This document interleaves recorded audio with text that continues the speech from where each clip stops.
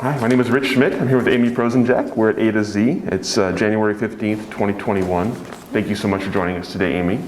Thank you, glad to be here. First question, as we always start, why wine? Why wine? I was a consumer of wine. I enjoyed wine.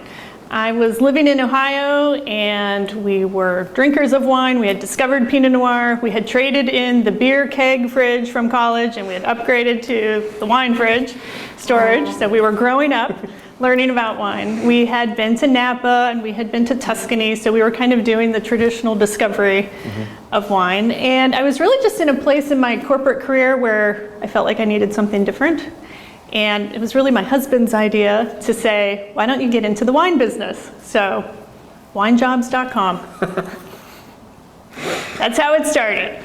So we started looking around at different opportunities, and I didn't understand how my career would convert into wine, but it just became a little bit of a dream to be able to do that and live in some beautiful wine country somewhere. I had never been to Oregon other than to visit my aunt and uncle in Vancouver, Washington, several years before. That was really my only trip to this beautiful place. And we found the job for A to Z, and it was very odd and unique. And it said something like, at A to Z, we are long on responsibilities and short on titles. Suffice it to say, the slowest zebra in the herd need not apply. This is kind of interesting. These people sound quirky and different. So I sent my resume really on a whim. And the next day, Bill Hatcher called me, one of the founders of A to Z, and he said, do you understand cost accounting? And I said, yes, I do. I run an inventory department for $1 billion furniture company here in Ohio, and I definitely understand cost accounting. I have an accounting degree from a small liberal arts college, very similar to Linfield, Ohio Wesleyan. And Bill and I just hit it off on the phone and started talking, and he said, I think you should come out for an interview. We're in the process of buying this property called Brex Hill, and we need a CFO.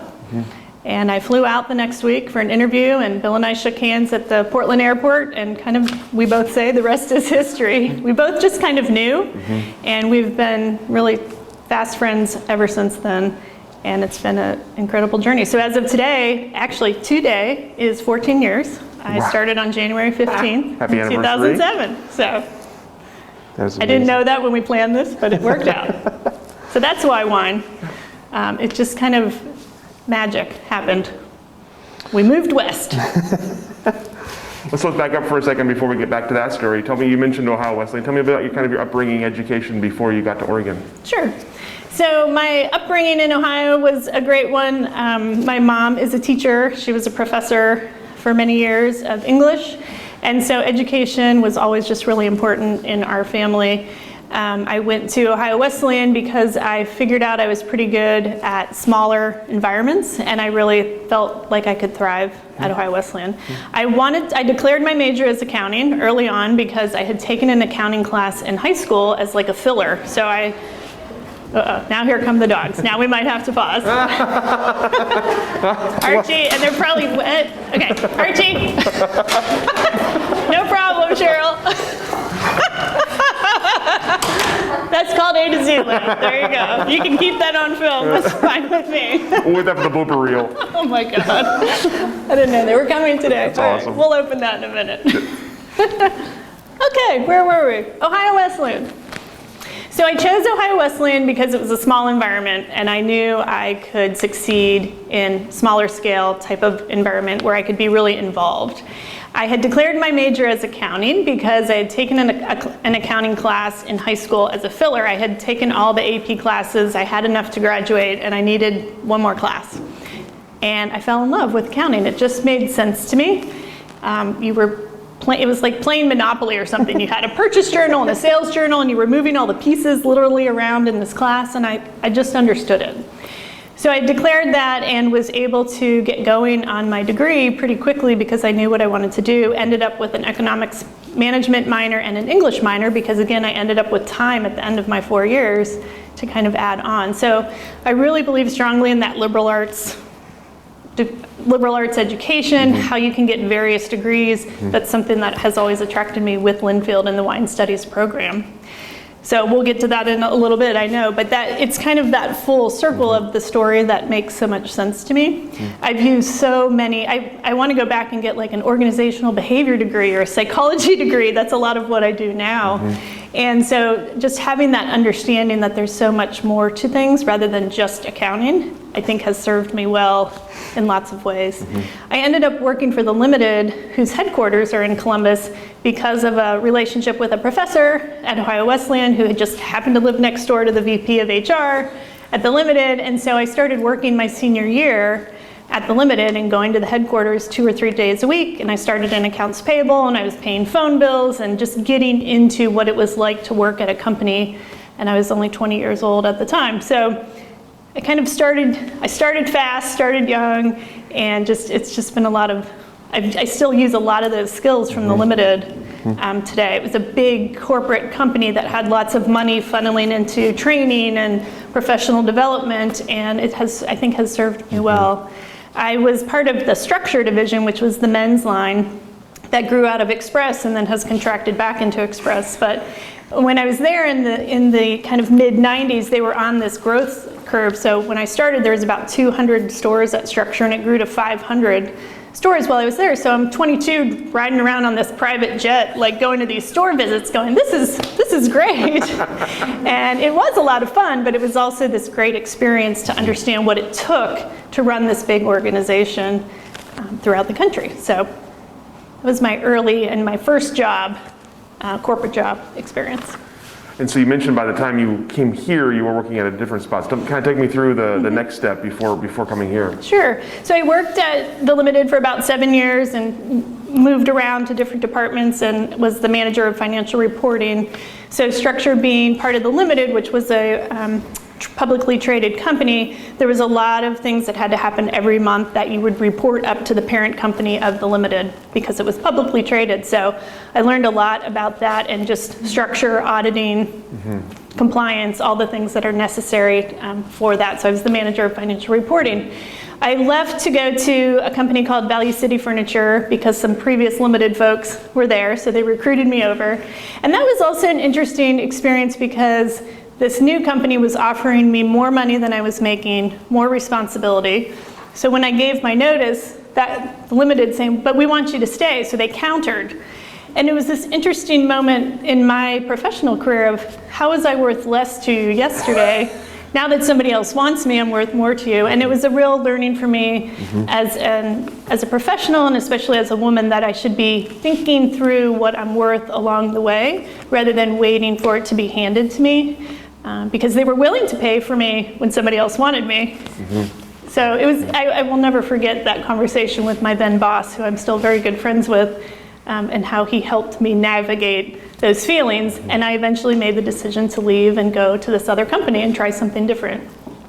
So moving to Value City was different. It was also a $1 billion retailer, so big in scope, but it was family owned. So it wasn't publicly traded. And when I got there, they hadn't done things like reconcile their accounts for years because it didn't really matter. I mean, they were doing certain things within the parent company, but not within this furniture division. So it was a time for me to take everything I had learned and reinvent this big company. And so I had various positions through the company. I was the assistant controller, I was the director of inventory, and so I just was really involved in how the whole company operated. We were vertically integrated. We were buying and producing things in Asia and also in the Carolinas. And then we had distribution centers in Ohio and started expanding and opening distribution centers in other areas of the country.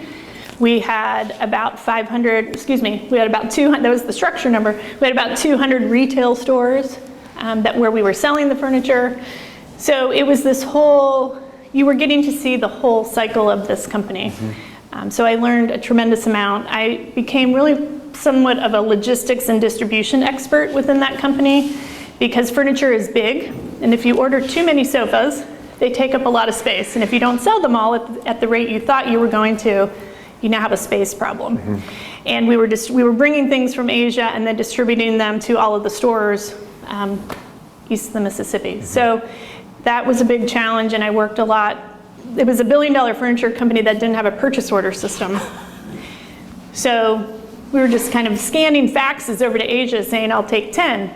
So there was a lot of development that happened, became very involved in IT and database development there. So a lot of great experience. So I was there, happy, doing my thing in this life and corporate life, and doing what you do in the meantime too, of like buying a house and having a car and all, having a yard, and then you end up with all of these things that are happening. And my husband and I had decided not to have children, so we were definitely up for more adventures in our 30s, and we were traveling and starting to discover the world, at the same time discover wine. And so when this opportunity came up, it was an interesting one at A to Z, because not only did we have to move across country and change that whole side of our life and where we lived, we were also downsizing pretty significantly, because the opportunity here at the time was pretty different. A to Z was producing about 80,000 cases at the time, and so that structure and that financial structure of what they could pay me was very different from what I was earning currently. But it just seemed like the right thing to do. I was 33, and yes, it was a big risk, but it was a way to kind of put a stop to what was happening and leave that behind and start something new. And so when we moved here, we bought a small little condo that we still live in, because it just has made our life pretty mobile and different, and we're hardly ever home until now, during COVID. So we've had to rearrange a little bit in there. But it has served us well to have done that in our 30s and kind of stopped the typical corporate ascension of the ladder, both professionally and personally. And I feel like I've gained everything back in these past 14 years that I was looking for out of life. There's just more meaning to what I'm doing at this company than there was in my past. So tell me about, you mentioned kind of your initial interaction with Bill. Tell me about your initial impressions of A to Z and what the company looked like at the time, and what you thought of Oregon and the wine industry as you started to figure that out.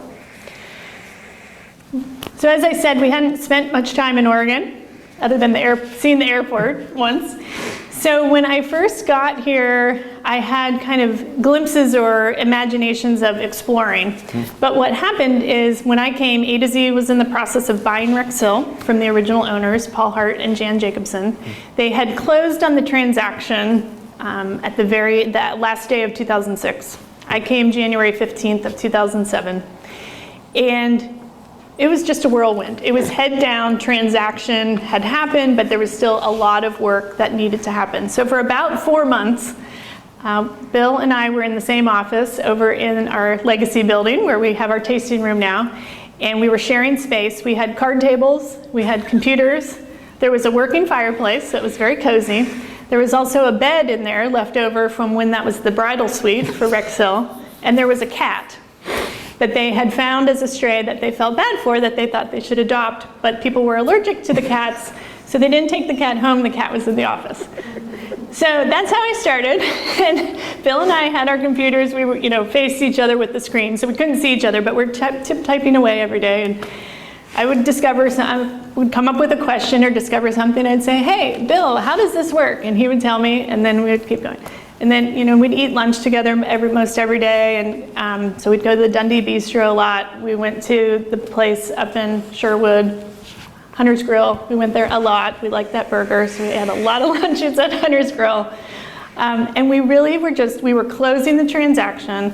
I got to know Paul Hart really well during that time, because we were talking every couple of days. There was a lot of things that still had to be done. And so I just learned about the history of Rex Hill, because I had all of Rex Hill's records and financial books. And I had all of A to Z's records that had started in 2002.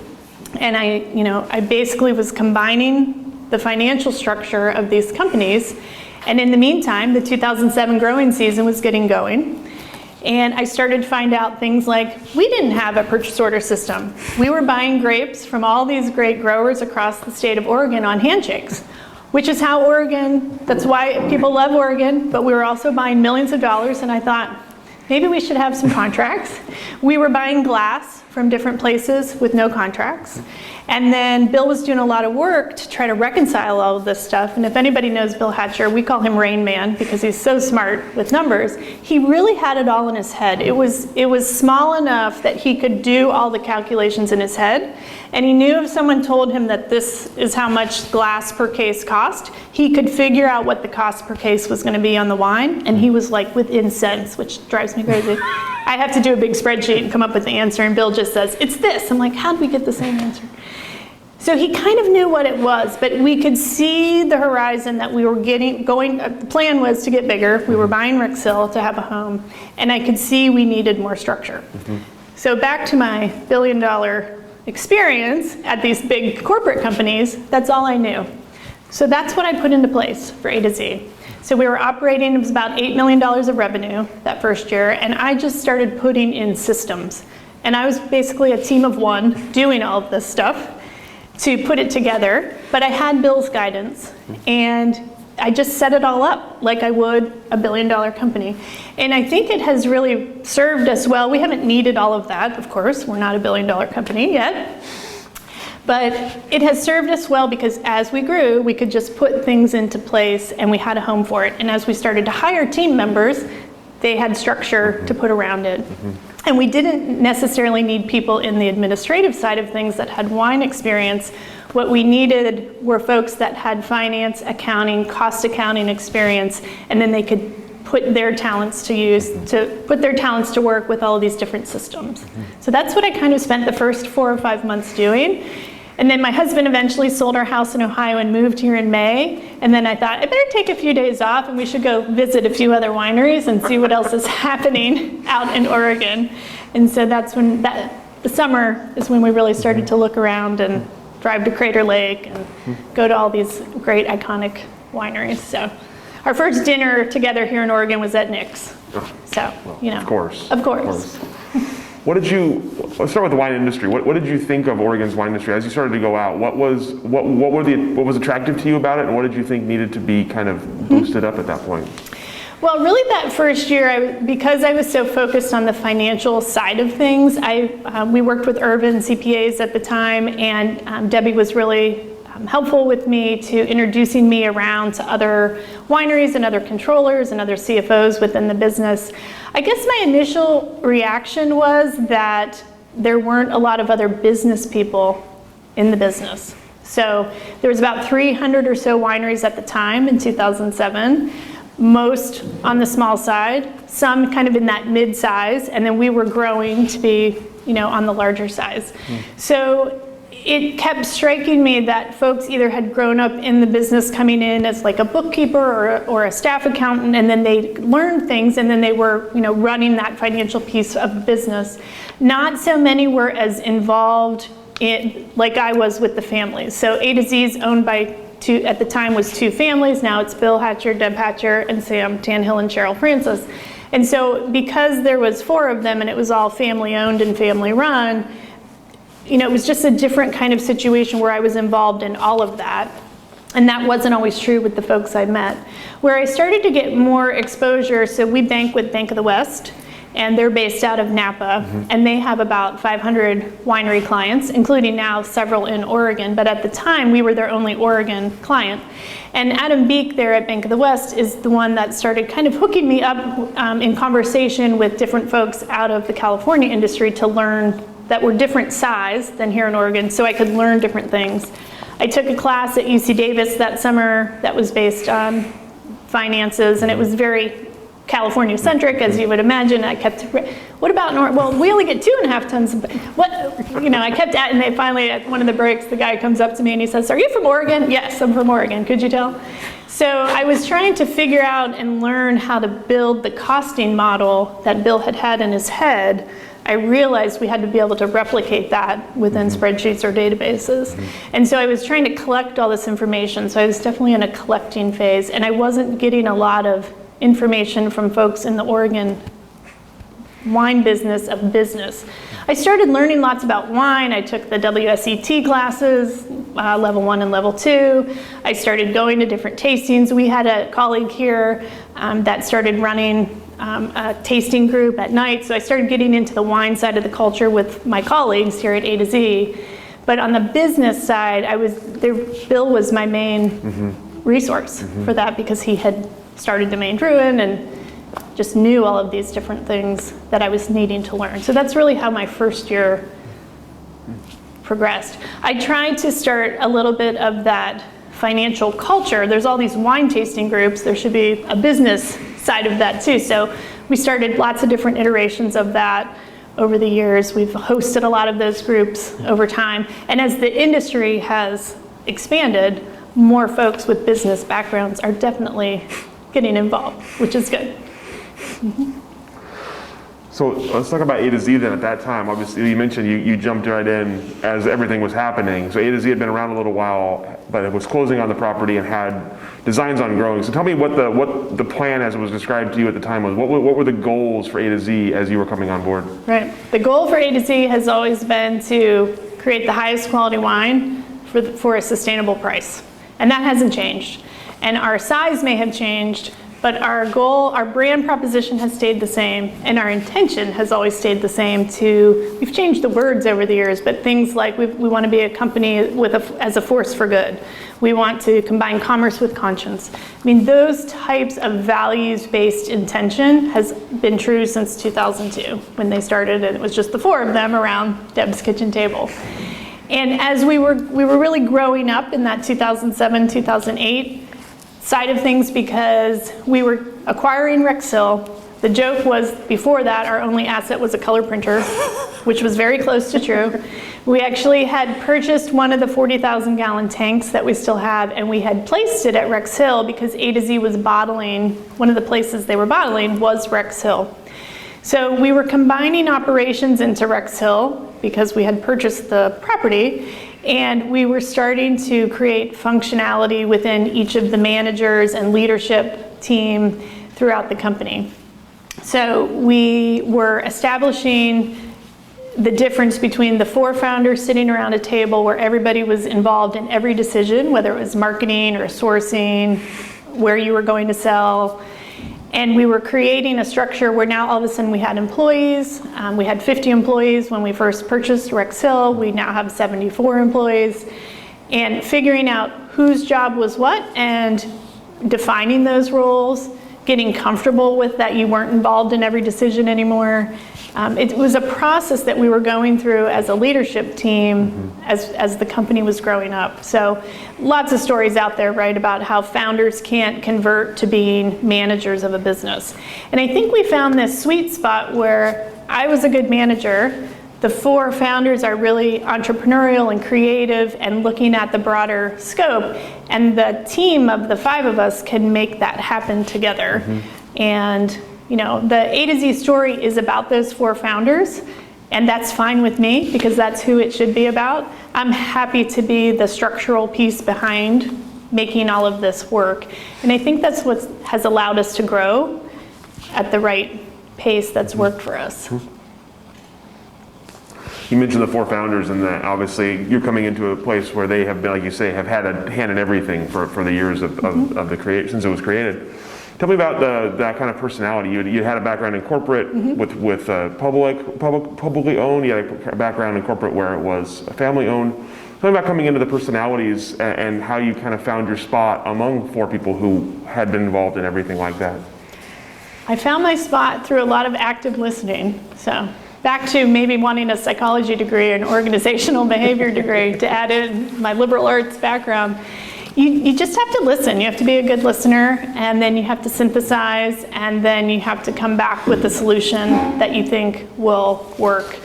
A lot of collaboration. It was really establishing that I had a point of view, but I was willing to take in what they, of course, wanted and intended. And that's still true today, 14 years later. So I spend a lot of my time each week either with one of the founders or on the phone with one of the founders. And you know, I've progressed through the company. I became the COO, I was president, I've been CEO for 2 years. So we have created this succession plan where from a management point of view, I am running the company. The four founders are all still involved in their different ways. and they are owners of the business, so we have different kinds of conversations when we're talking about ownership and what that means and what they should know and how they should be informed and what values need to come from that to create the foundation of the culture. And then there's different things I need to talk to them about when we're in a management capacity, talking about the day-to-day running of the business. So that has taken time to work out, but I think because we're all friends too, that it has worked pretty well. And I think we all realize we're in this, we're grateful. We're in this amazing industry where we have the option and the privilege to make wine, which is a luxury item, but yet we're farmers, and we have Mother Nature to contend with, so we don't get to make all the decisions. We're not in control, but we're able to, not always take it so seriously and have a little bit of fun. There's been challenging times where we've had to make serious decisions, but I think we've found that good balance. At least we're trying to. So obviously, A to Z had, at that point, an idea that was fairly unique in Oregon. To grow to the size that it now has, there are not many Oregon wineries that are that size or that are even large. Tell me about the conscious decision of that and what that meant for you in terms of scaling up operations in a state where that's not common. We've had a lot of challenges scaling up, for sure, because we're not the typical size of Oregon. So backing up for a second, the mission of A to Z, like I said, and the proposition has always been to create quality wine. So that's always the first thing that's in any of our decisions is, will we be able to make quality wine in that way? So as we were scaling up, we were trying to respond to what the market was asking for and our distribution. And one of the early decisions of A to Z founders was that Oregon shouldn't be our primary market. And so we started that early on, that we needed to have distribution in other places, and that we were going to be at a different price point than most typical Oregon wineries at the time. So $20 or under for the A to Z wines. So with that in mind, that's what had happened by the time I got here in 2007 and we were buying Rex Hill. We essentially had distribution in all 50 states and a few export countries. So that had developed in that time frame. And what we were trying to do was get smarter, more professional, more sophisticated with those distribution networks around the country. So we were fortunate to have some of that existing, and then it was really building that foundation as we went. I kind of forget what your question was now. I'm like going off talking about, I'm remembering all the distributor meetings from 2007. Just sort of the challenges of scaling Challenges of scale, right. Because obviously, you mentioned, as you showed us the campus before we sat down for the interview, you've talked about how much growth has happened here, but those are challenging growth. Absolutely. Yeah. Definitely, we were dealing with a lot of vendors out of California, right? Whether it was tank vendors, whether it was packaging vendors, whether it was the rep didn't live in Oregon, all those things were true. You'd get a proposal and Newburgh was spelled wrong. I mean, no one knew where we were half of the time. And so trying to work to build partnerships with folks and vendors to try to make it easier to do business here. And that has definitely come along. I mean, we have over 900 wineries now here in the state, and so those things are developing over time. It's just we were ahead of when we needed some of those services that didn't exist here yet. So working really hard on the relationships. And then companies were because of our size, companies were starting to put, whether it was the rep for Tricor Braun. We used to deal with someone out of California who we enjoyed a lot, but he couldn't be here when something was going wrong on the bottling line. As we started to grow and we were building that partnership, and our volume allowed some of these companies to put reps that lived here in Oregon. So we still work with Tricor Braun today, but we have a rep that lives over in Sherwood, and she's here all the time, not only bringing donuts, but helping us when there's an issue or quality control or something that we need to talk about, or we're looking at new samples for some new wine that we're looking at. It's all in person, face to face. And so that has developed over time. We are partners with Signature Bottling Services. They have been a great partner to us this whole time. We have a truck, one of their trucks down there that has the A to Z logo on it. So we have long-standing, long-term partnerships. We've worked with Northwest Distribution and Storage out of Salem since the beginning. They've grown with us. So they were operating out of one warehouse. Now they have a few more buildings, and a lot of that is filled with A to Z, and lots of other wines as well, which is great. So I think we have worked hard on the relationship side of things with long-term partners to try to get that access that we needed and have the kind of service that we should and other wineries should because of the size of our industry. Mm-hmm.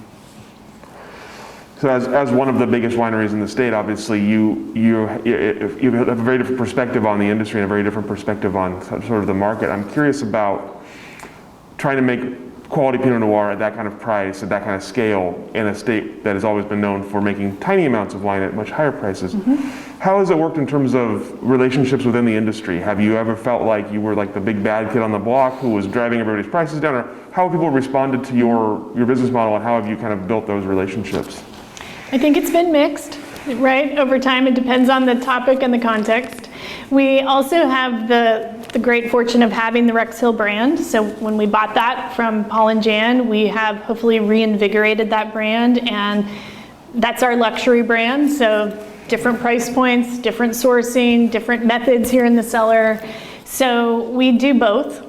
And I think that allows us to participate in industry events like OPC or IPNC, where the consumer or the audience or the trade person that's coming to those events, they can probably find A to Z in their local market, but they might not be able to find Rex Hill or one of our single vineyards. So we do have both. Mm-hmm. When you come to the tasting room here, it's about Rex Hill. That wine club is for Rex Hill. I mean, so we do keep the brands separate.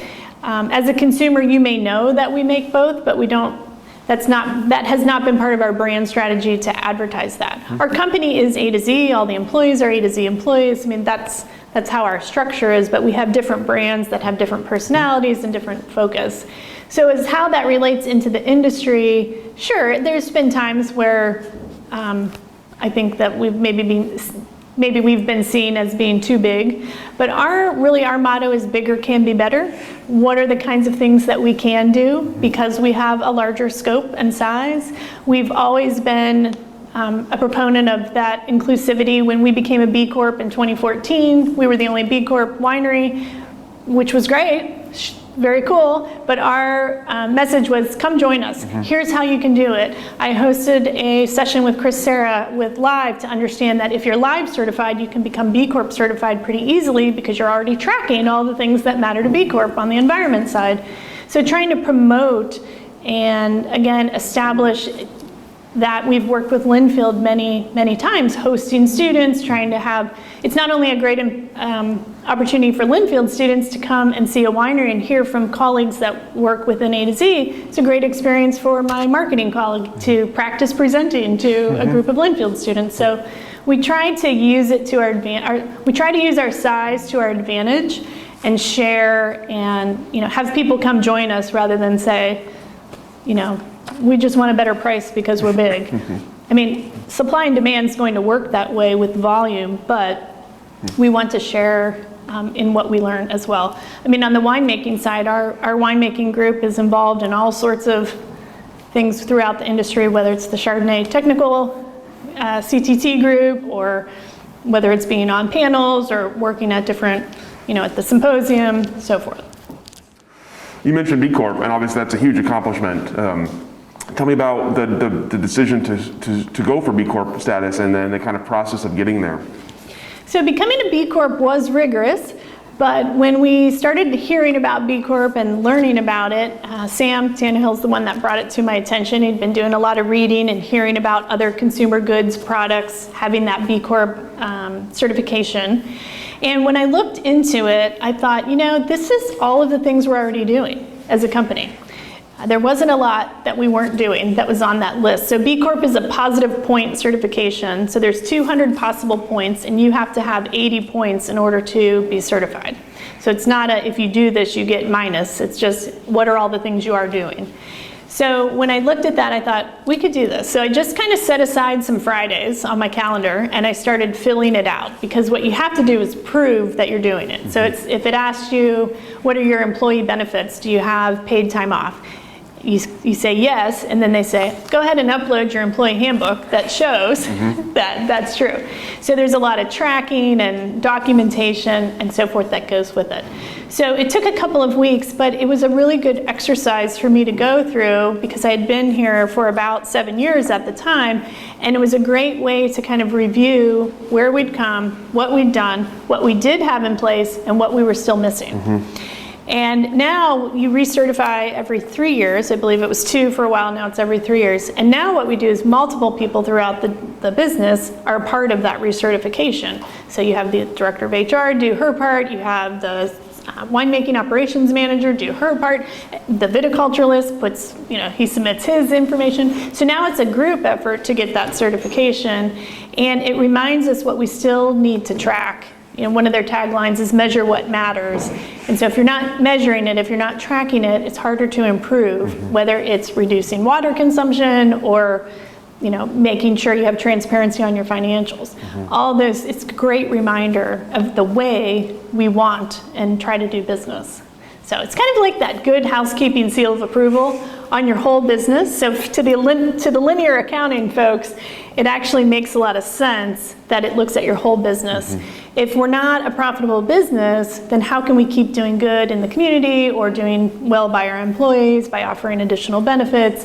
It's a way to make sure that you're looking at that three-legged stool of your business and caring about all stakeholders, not just the bottom line. And you mentioned that you were the first and others have joined you. Tell me about, is it something that you have felt has brought you positive interactions with consumers? Is it something that people care about, that you found that people are responding to? We do see people caring about it, whether it's consumers directly or whether it's trade partners like a retailer, like New Seasons, or whether it's a distributor that you're working with. So it is a unique selling point for us compared to all the other tens of thousands of wines that are available to folks. So if you're looking for it, we have it, the little B Corp, it's on every one of our bottles. If that's not something that you're interested in, that's fine. It doesn't have to be the only thing we talk about. But I think it's a good door opener. And I mean, let's face it, the wine business is a marketing business. It's very fun to make, and it's interesting, and it's a whole process to make. Selling it, marketing it, that's a different business, and that's the business that I think people miss out on or misunderstand what it takes to sell so much wine. And B Corp is another one of those ways. At the same time, like I said, it's creating this environment within inside the company that makes sure we stay on task to our values. So I think it does both. So let's talk about selling wine, as long as we're talking about selling wine. Obviously, we've heard many times in interviews that is most people's least favorite part or the most difficult part. So tell me about selling wine, especially at this scale, and the efforts you have had to take as you've grown. It takes a lot of effort to sell all this wine out there in the world. So we've done it a couple of different ways. So when I first came to A to Z, we had a contract sales group, Northwest Core Collection, that was selling our wine along with other brands through the country. And that worked really well for us to about that size of 100,000 cases. And then it was time to create our own sales force that were strictly only selling A to Z and Rex Hill wines. And that had a little bit different experience with larger distributors. So as we were getting larger, the kinds of places we needed to be selling our wine was changing. And we needed a sales group that could understand that and manage that. And so we hired our national sales president, Ron Mertz, at the end of 2010, and then we put a team in place in 2011, and we've grown to that. We have 13 sales folks now that live across the country, including Ron, who's still with us, and the original group of four that we hired at the time. And so it's been interesting and rewarding to watch that group grow and see how that job function of sales has developed as we've grown. Really, their customer is the distributor. So they're working with their distributor partner on a daily basis to understand how our wine is being sold within their state that they control. And we do have meetings with national retailers and so forth where we're having that direct connection, but you pretty much always have your distributor partner with you in those kinds of presentations and meetings. So We still get out and work the market, of course, and talk to direct accounts.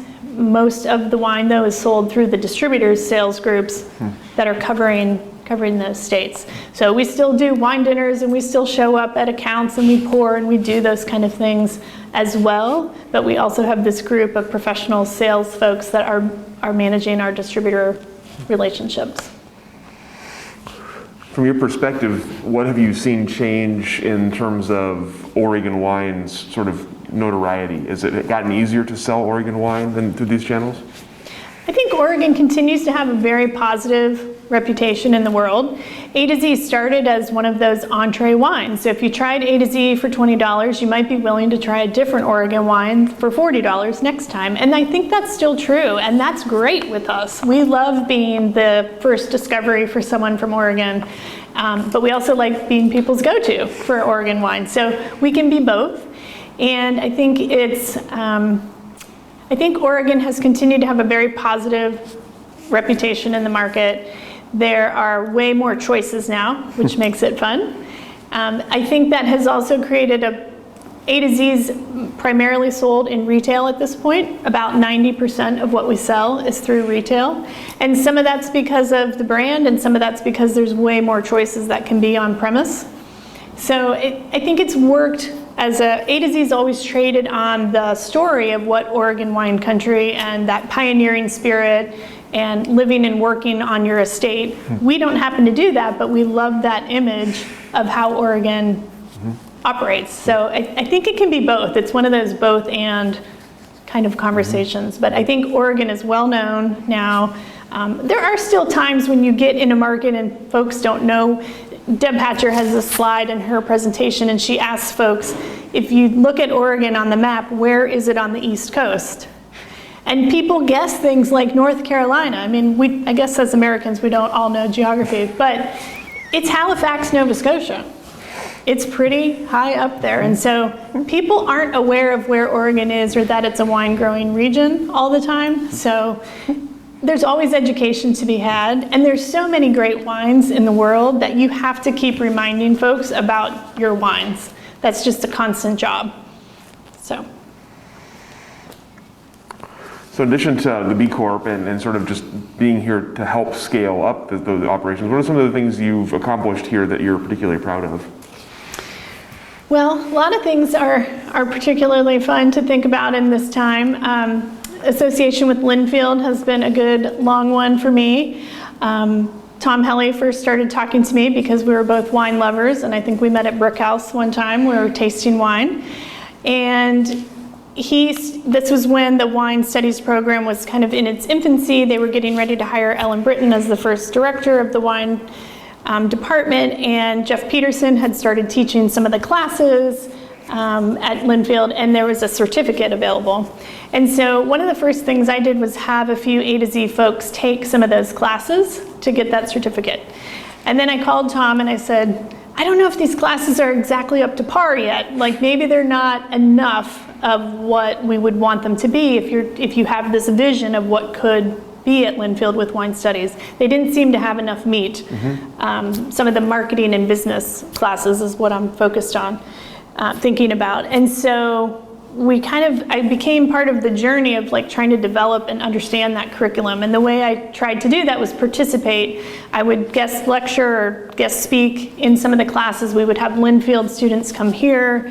You had started having that group come around to meet with different wineries and talk about things like compliance rather than just fermentation. I mean, Linfield really was trying to see the broad scope of what the wine business was, not just how to make wine, which is what attracted me to it. Being a non-winemaker, people always ask me, how did you get your wine? How are you a winemaker? I have to remind them, I'm not the winemaker. I just know how to hire a great winemaker and then make it all work.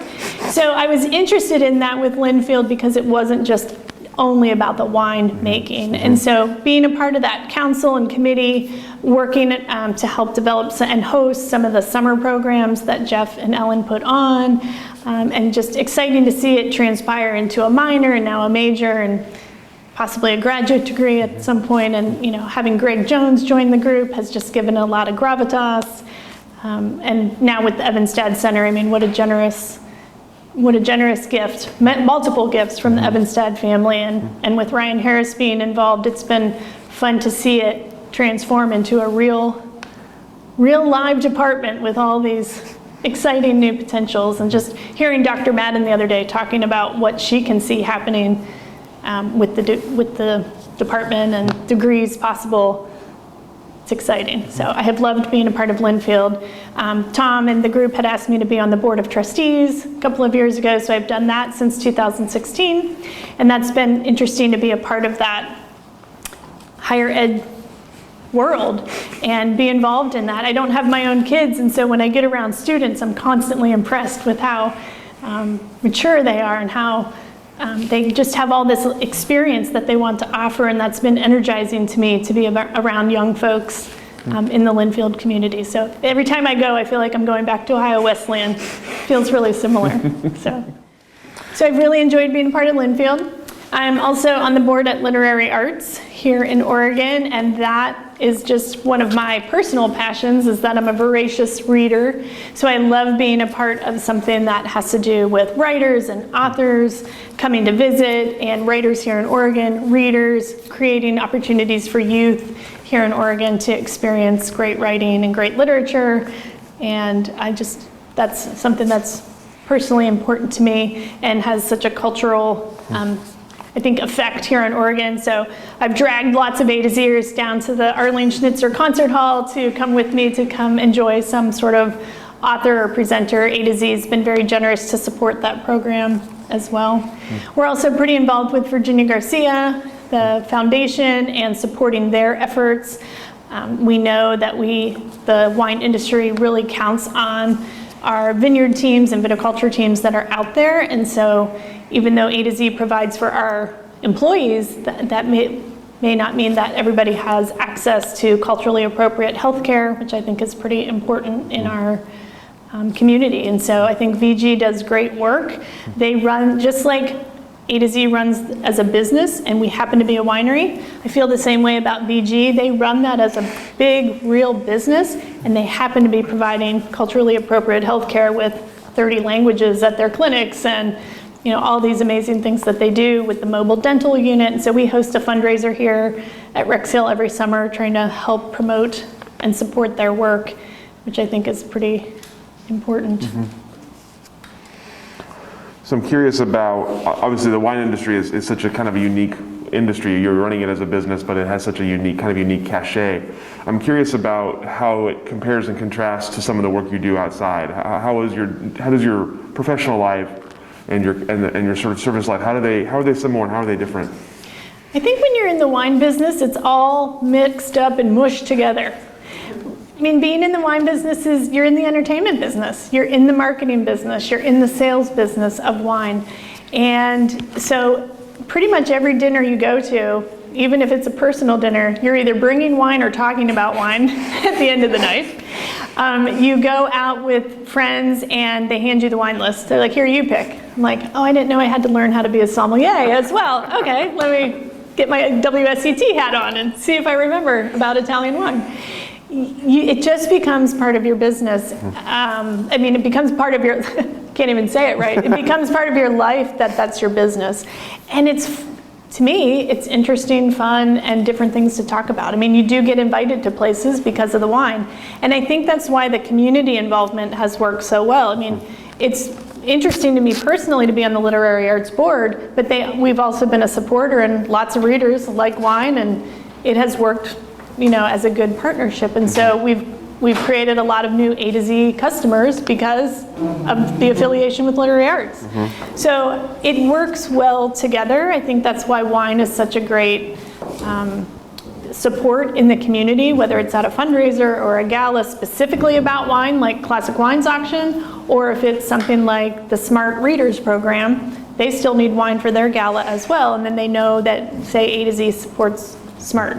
So I think it goes hand in hand. It doesn't feel separate to me ever, and sometimes that maybe is, you get to the end of a long week and you're just, oh my goodness, I don't want to deal with that anymore, but you kind of do, and by the next day, it's just you're kind of back in it. So it's all very connected to me. The community, the industry and the business all feel like it all works together really well. Nobody used to call the limited and ask for donations of jeans. That didn't happen. I mean, that company did a lot of support in the community, but you weren't trading your product for that marketing. Wine is so different. We probably get too many requests. It's like, who is this? I don't know your school. No, I'm not supporting your kids' auction. We don't know you.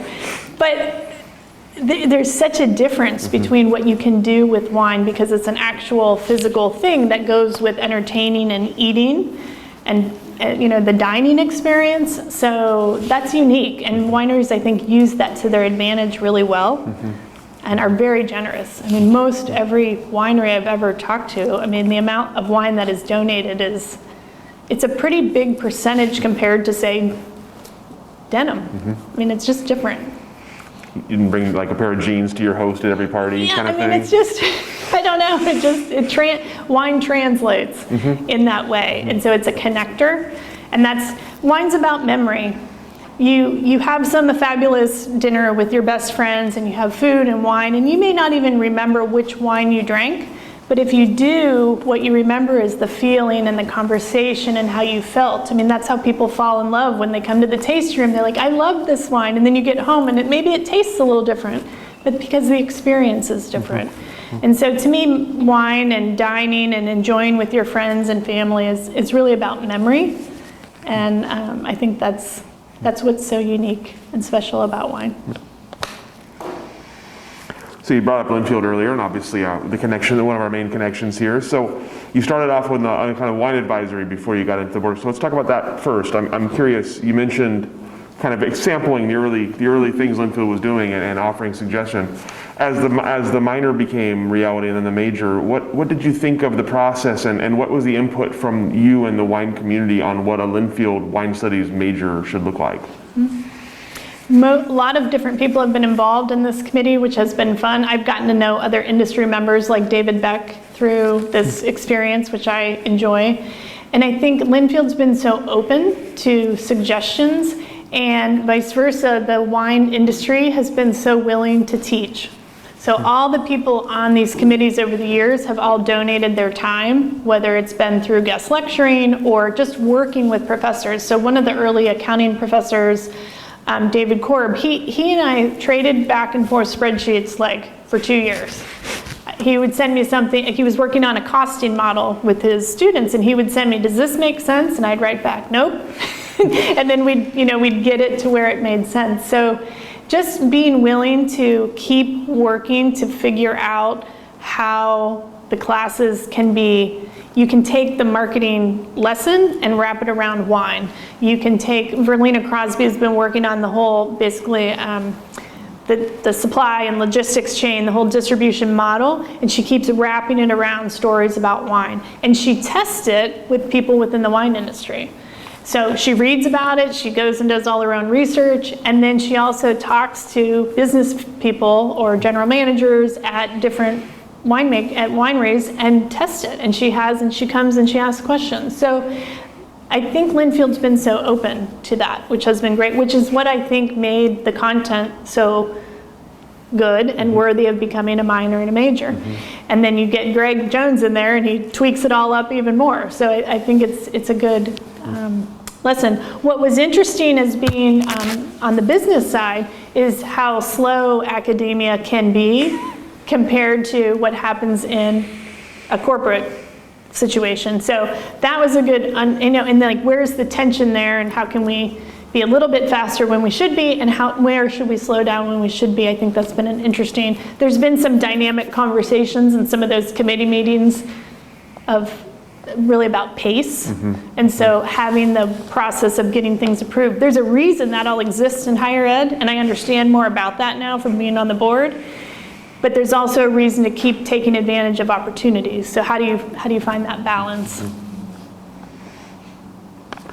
So when it comes to the board itself, when you were offered the chance to join, what were your considerations? What made you ultimately decide to do it?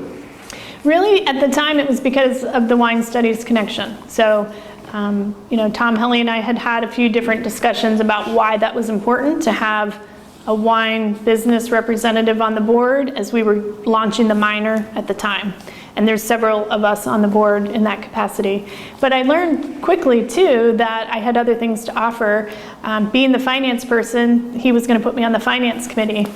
And we had a little exchange and I said, well, can I not be on the finance committee for once? I said, I promise I will review the finances and I will take it seriously. And I respect Marianne Rodriguez, she's amazing. But can I do something different? I really want to expand so he said yes, and so I'm on the Academic Affairs Committee, and that's been a whole other place where I've been able to learn and understand the operations of what happens at Linfield and what it takes to create such amazing educational experience for the students. So I'm glad that he gave me the chance to do something different than what I typically do. I'm always the treasurer, like let me do something else. So that's been fun to expand, how I've gotten involved and all the different people that I've gotten to know on that board. Some are alum and some are not, and it's just a really unique group of people.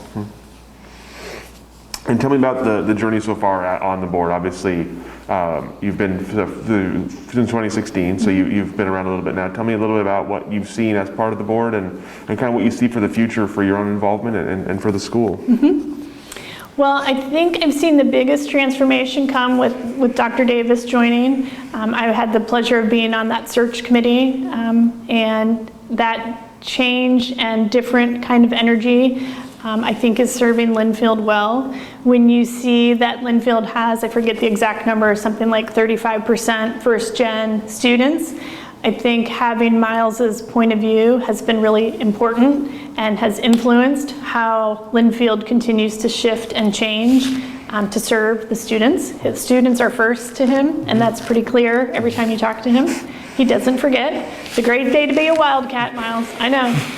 Every day is a great day to be a Wildcat. And so that energy is contagious, and I have always thought that about the board. I think the board meetings are run really professionally and also have a hint of inspiration around them. When Dave Hogberg was the chair, he and Dr. Helly always had amazing things to do and say at a board meeting.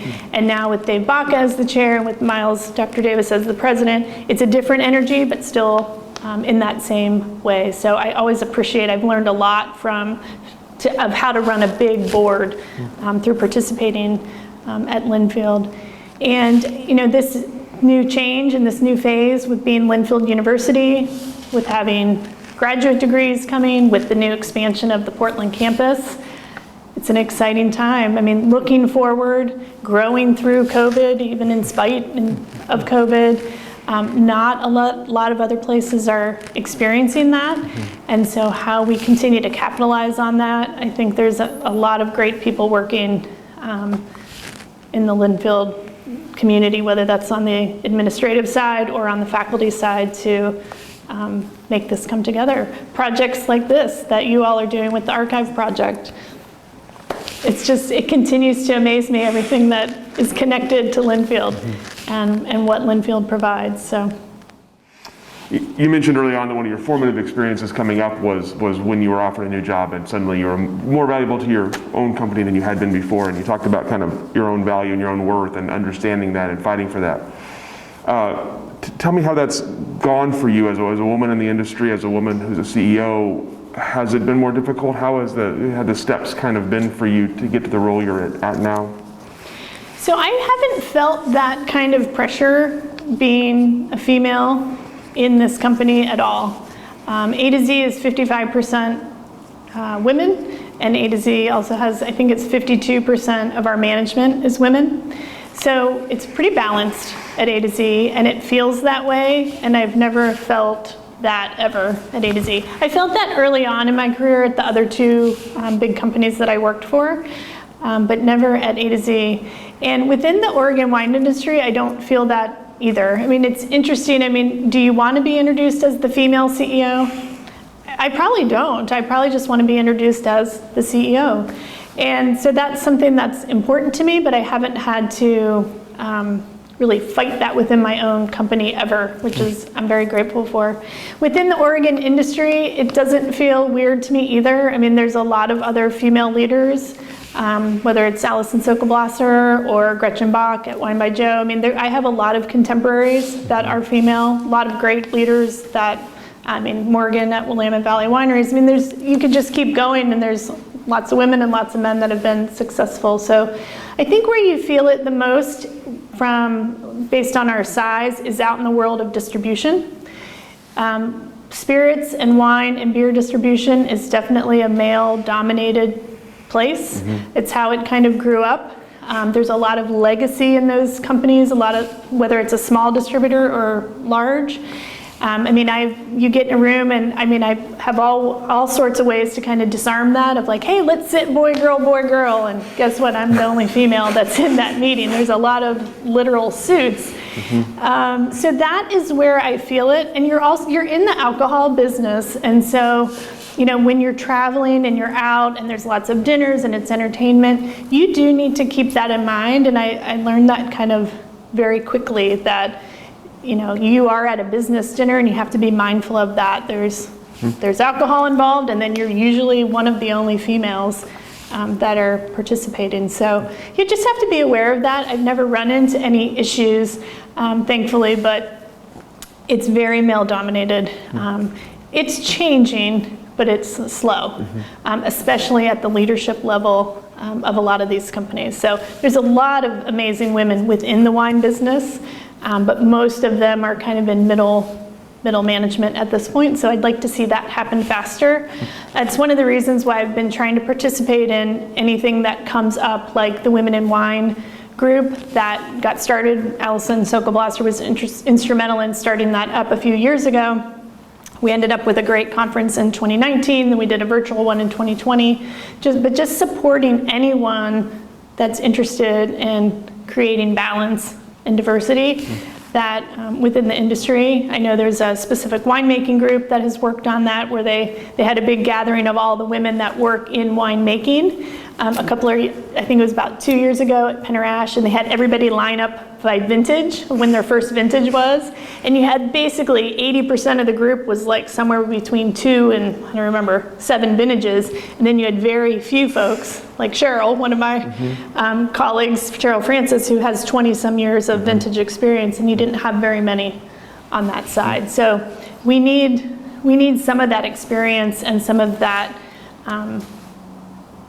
the promotion of women to happen faster. So I've been a part of this group called Women on Boards. For a long time, their goal was to have 20% of every board be female, and now they're saying 50-50. That's the new goal. Everything should be balanced. Why not?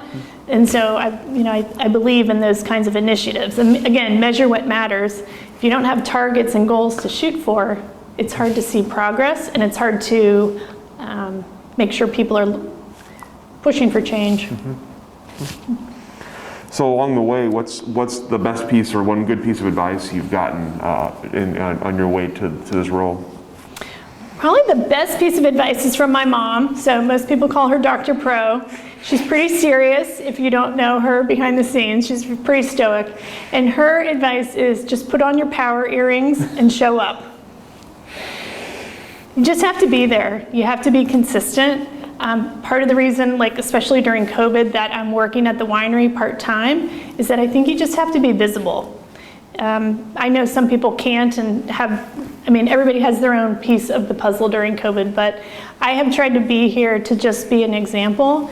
You have to have your butt in the chair, right? You can't be showing up late and leaving early every day and having everyone think that they don't know what the rest of your schedule is, but you have to be consistent, you have to be here. And a little bit of all of us, right, is that you just have to fake it a little bit and get over the nerves, and then it starts to work itself out. You don't have to know 100% of everything on the job post to apply for the job. You need to know some of it and most of it, and you need to be able to learn the rest. And so that advice from my mom, kind of as a joke early on, has always just stuck with me, because you can just show up and be present, and that confidence, you can show your confidence in other ways. when it's time. So that's my best piece of advice. Where, and earrings can be anything, right? I mean, that to me it might be literal earrings, but to someone else it might be a bow tie, or to someone else it might be shoes. One of my colleagues loves to wear different scarves. I mean, it's whatever gives you some sort of outward confidence to show up. That's good advice. I like that. Now you have masks. I have like 100 masks. Which mask should I wear each day? Yes. What mask represents how I'm feeling today? Yeah, there you go. Speaking of that, let's talk about COVID. And you mentioned you brought it up a couple of times. Tell me about how COVID has affected your business life and obviously the 2020 vintage. There were other things to affect that as well. And sort of what you see as we come out of it. What are some of the changes you've had to make that maybe will stick around, and what are the things you're looking forward to sort of getting back to doing? COVID, oh boy, that's a big topic. So COVID has affected our business in a million ways, just like everyone. In the beginning, I think the biggest thing was just the unknown, right? The fear and the what should we do? So we closed the manufacturing side of our business for about 3 weeks, and we obviously sent everybody home and kept paying everybody, and we said, well, let's see what happens. And so we started doing daily calls just to have discussions to understand how we were going to move this forward. So we did some things early on, like restructuring our bottling line, pulling some things out of the truck, hanging all the plexiglass. I mean, we just basically started to make some physical moderations where we could continue, because we knew one thing we had to do. We could take a few weeks of a pause, but at some point we had to resume bottling in order to have enough room for the 2020 vintage. So that was one of the first things on our mind, and that's what we started to make physical preparations for. How can we do that safely? So we started that, and we're able to get back to bottling at some point in April. And then we started thinking about harvest, right? So you kind of figure out the day-to-day life of how you're going to operate the facility. Reduced a lot of the people that needed to come on site, so all of our administrative team working at home. Our direct sales group at the time started working at home because we weren't physically open, eventually moved to curbside pickup and courier and all the things that folks are doing. And within the cellar, we had the advantage of we mostly have buildings that can have the outdoors come in. So lots of roll-up doors and free airflow. People can be spaced out.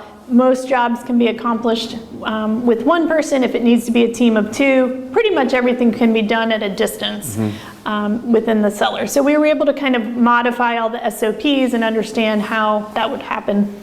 Quickly started to thinking about harvest. We typically have around 10 international interns that come for harvest and about 20 local or domestic interns. Realized that wasn't going to happen, and that's usually where a lot of our experience comes from at harvest, from the interns is on the international side. So we knew we could be possibly dealing with a less experienced crew, and maybe a reduction in how many folks we could find. We didn't know. And started thinking about what are all the jobs at harvest, because more things happen at harvest that are in closer contact, like the sorting table. So we just started picking them off. I mean, Michael Davies and his crew just were like meeting every week, and I mean, how many Zoom calls can we all have? It's just, there's a million of them. And so we just started making modifications, thinking about all the jobs, thinking about how we could do it. So we had a little bit of, it was fortunate we had some time to plan versus say in New Zealand where they were in the middle of harvest and had to adjust on the fly. So we had time to plan. We have an amazing director of HR, Michelle Candelaria, that really put together all sorts of ways and documents and things to help us, tools. And we did a great 3-day training at the beginning of harvest and all these round robin days and sessions in small groups, and we kept everyone safe and separate and all the things. And we started harvest, and we had about 20% of the fruit in, and then the wildfires started. So we had other things to think about on top of COVID. Working in a mask and a respirator, that was a challenge. You start to learn how to communicate in a mask because you're using your eyes more. You can see I'm using my hands today. I've definitely gotten way more expressive because you're doing all of these activities in a mask where you're having performance discussions with someone, you're hiring people, you're onboarding, you're outside when a truck's pulling up. I mean, you really learn how to communicate. Then all of a sudden we had a respirator on. That was pretty tough. So that was interesting. So maybe we'll get to the wildfires in a minute, but I think the COVID side of things at the manufacturing, the winery side of things is so different from what's happening with folks that are working from home or our sales team that was used to being remote, but they've been grounded. They're used to flying all around, having all this all of their life, they've sold wine in person. And now, all of a sudden, you're not doing that. And so reinventing how that happened. A lot of retailers said, no more new items. No, we're not taking any meetings. We're not doing any resets in any of the stores, which was totally understandable. Over time, they figured out how to do that safely. And actually, some of those meetings are more productive. I mean, when you present to Target, you would go, you'd have a 5-minute slot. You'd be like in the hall. It's like a casting call. You're like in the hallway with all the other distributors and suppliers, and you have 5 minutes to present your wines to Target. Well, now it's on Zoom.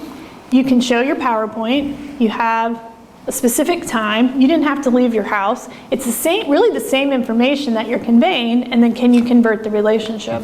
So the challenge is slightly different, but the process is actually a little better in some of those cases. So, it'll be interesting to see what we leave behind from 2020 and what we keep and what we maintain. And do we have to travel so much? Do we have to have 4 people at the meeting in Florida? Or could we do it on a hybrid situation with electronic media? I mean, there will be interesting new patterns. I've really been talking a lot with the sales team in these last couple weeks because their annual reviews are all on Zoom this month with their distributors. But maybe by the summer, I mean, who knows, will we be able to travel or not? And if you are, should we? It's really a question, and what is that pattern and how should things change? I think it's really important to evaluate before you just go back to what you always used to do. And so, I think we've all tried to take a little bit of that personal stock of what's important to us and what do we want to get back to and what don't we want to get back to. So, because so much of our A to Z wine is placed in retail, there was a good demand for that. We did way more business on Instacart than we ever had. And so, testing and trying new modes of delivery have been interesting. We shifted a lot of our advertising to podcast and the NPR and BBC broadcasting. So we were really trying to put our message where people were, which was listening. A lot of us, I think more of us listen to radio or streaming than ever before. So, just shifting different ways and different channels of that. Rex Hill was a difficult year from a sales point of view because primarily that's 80% on-premise. And so with that shift, that has been difficult and not being able to host our club members. And in the summer, as we know, everybody visits Oregon, so all your distributors and salespeople would come to visit. We missed out on getting to see all of our friends from around the country and around the world that usually come in the summer. So we happen to be doing a remodel on our tasting room this year by chance.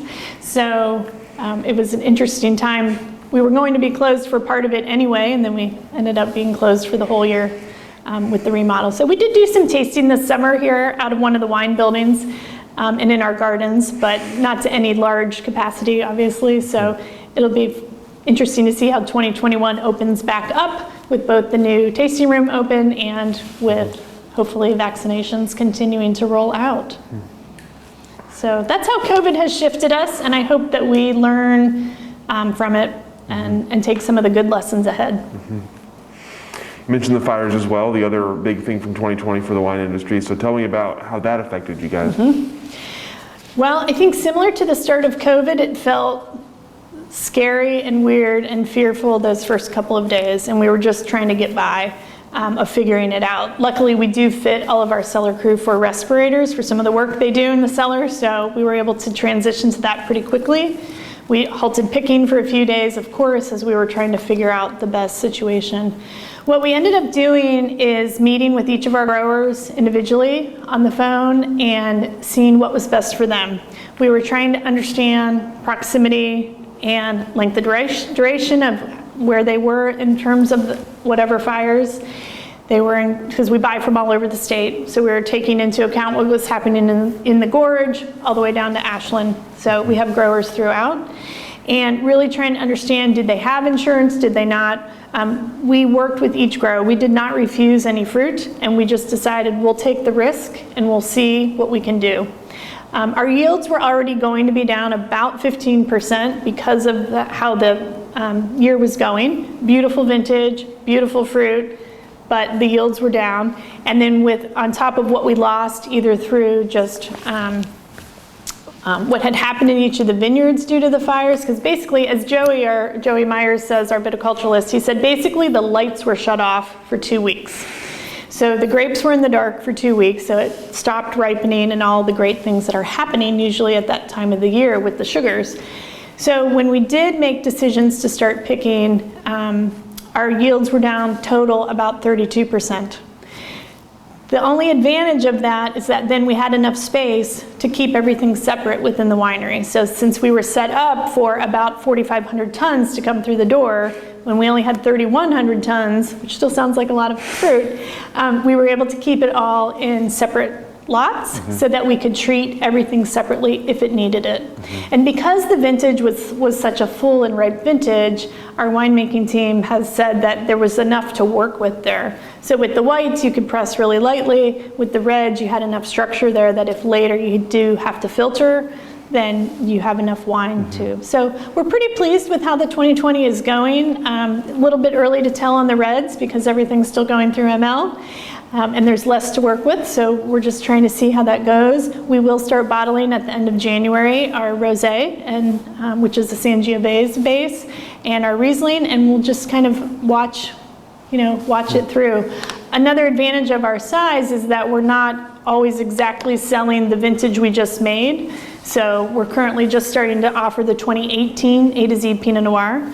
So this reduced quantity of 2020 won't come for another 18 months or so into our sales cycle. So you have the opportunity to, say, augment the 21 vintage with quantity to keep your cycle rolling. So you never guess correctly, of course. You're always about 3 years ahead on your sourcing plan to what you want to be selling. So, if you're trying to grow, as we continue to try to do, then you're buying ahead. So it's this whole 3D chess on a spreadsheet of trying to figure out, your sourcing plan 3, 5, 10 years out based on your sales. And of course, the demand keeps changing on your sales, positive and negatively, so you're always trying to get the quantity correct in the out years. So we have a little bit of play, I guess is my point, with what we have available to sell. So we shouldn't see real disruption in our availability this year out in the market. But again, I think I said this earlier, our number one goal is to always make quality wine. So we won't make something if it's not up to our standards. So tell me about the changes you've seen in the industry from your first impressions to now. You mentioned one thing you mentioned earlier was more business people, more business mindset. What are some of the other what effects has that had on the industry, and what are some of the other changes you've seen from in the industry from then to now? One of the things that comes to mind is just that emphasis, say, with the Oregon Wine Symposium. Right now there's a track for wine and viticulture, and there's a track for business and marketing. I mean, things like that start to define what types of leaders we produce that either come into the wine business from a different industry or grow up within the industry and continue to gain experience. So I think things like that start to show. Having other relationships and providers that now are based in Oregon, whether it's suppliers or providers of packaging or things that you need for the cellar. Trying to think where else that might show. It's a good question. The symposium comes to mind. I mean, other offshoots of that, like Women in Wine, I mean, anything that's focused on either the culture or the industry in general, rather than just about making wine. You still need those groups, and you still need great winemakers. That's the foundation of every winery for sure. But when there's other groups that you can join that aren't just about making wine, I think that's how the industry is growing up. That we have lots of little towns now throughout, I mean, mostly where I'm visiting is within the Willamette Valley, but that's happening in Southern Oregon too. I mean, look at Jacksonville or Ashland. When you have these different communities that are based around wine, dining, experiences, I mean, those all start to grow into places of interest and then where people are traveling. So that's one of the things that concerns me about Oregon in general, and especially Portland.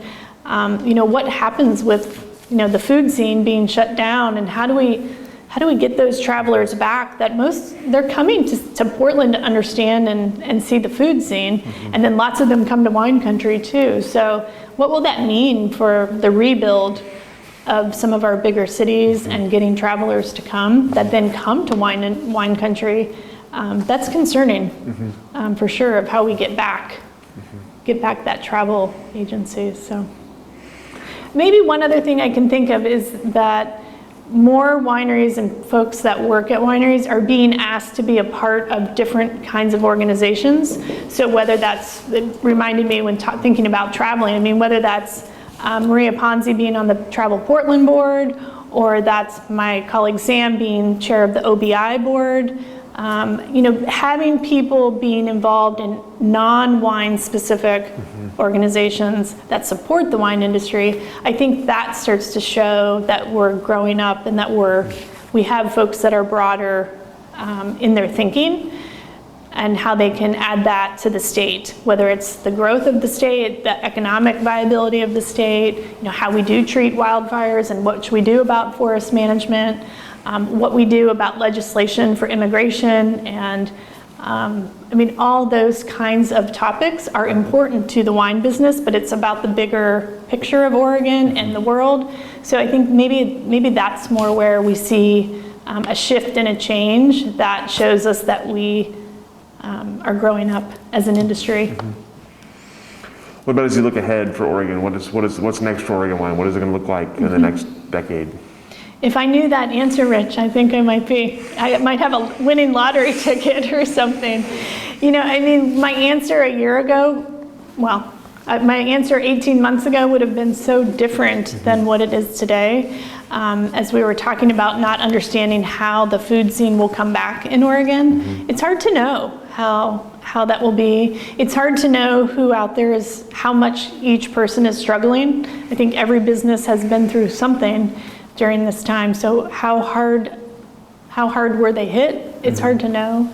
I don't know. This summer I think will help tell the trend. How quickly the state can get the vaccine rolled out, I think will help us know how quickly we can get back. What will happen more out in the broader world with Oregon wine? To me, I keep seeing more of the same. I don't see how that is changing anytime soon. Oregon's reputation is so positive. I'm hoping 2021 is nicer to us for the vintage, but you also can't control that either. That's part of the reason so many people got into the business, is that it is farming.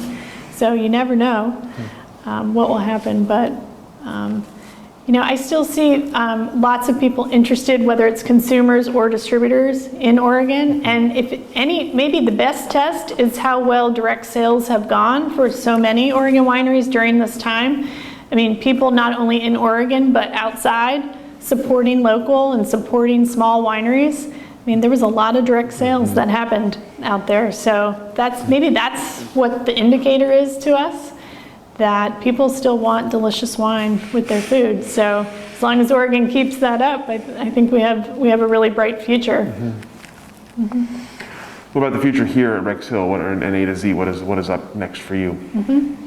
So our future here at A to Z is to try to keep doing more of the same.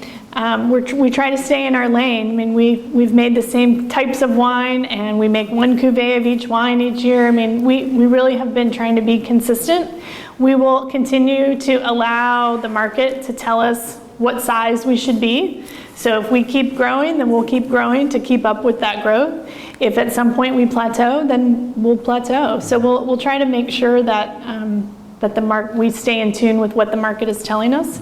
It's harder and harder to keep that price at $20 and under with all of the increasing costs and things that have kind of affected us over the last several years and have affected growers more specifically. One of A to Z's strategies early on was to not own very much property. We only have 2 properties that we own that go to the Rex Hill brand.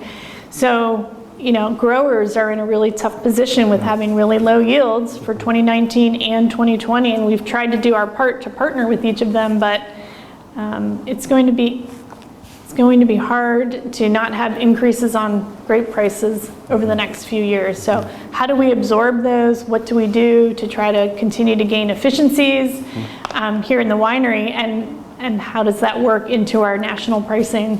So I think that's something that we'll have to continue to really analyze and use that cost accounting degree to understand. I mean, it's important stuff to understand the structure of the business. So, part of what's on my shoulders a lot is just, we have 75 employees. I mean, they're depending on us, and we have to keep our sights on that future and staying stable. So that's our plan: consistency, quality wine at a sustainable value. We're going to keep it up. What about for you personally? What do you see for yourself as you look ahead? It's an interesting time. I don't know. You're asking me hard questions, Rich. I think my personal goals over the next couple of years are to continue to see how A to Z and my leadership role here can continue to intersect in the community. That's somewhere where I really find a lot of fulfillment, and that's also somewhere where I think I can be valuable in both places. And how else can I be helpful out there in the world? I'll be 50 in 2 years, so it's kind of that marker out there of like, what is your legacy and what are you contributing? So I've had a lot of that thinking, but I'm pretty. I hope to travel again one day. That would be fun. But I'm pretty grateful for the place that I'm in, and it feels really comfortable, but yet there's so many challenges, so it's not easy by any means. So I'm going to continue to stay grateful and look forward to some good trips. Excellent. With all the questions that I have, I'm done asking you horribly hard questions here. Is there anything I didn't ask that I should have? Anything we didn't cover here today that we should have covered? It feels like we kind of hit a lot of the high points. All right. Yeah, I gave you a few little funny stories about the cat. I don't know. I was trying to come up with a few. Well, excellent. Well, thank you so much. Thank you. Appreciate your time, and of course your service to the industry and to Linfield is My very pleasure. much appreciated. Yeah. And we'll go ahead and let you off the hook. Thank you.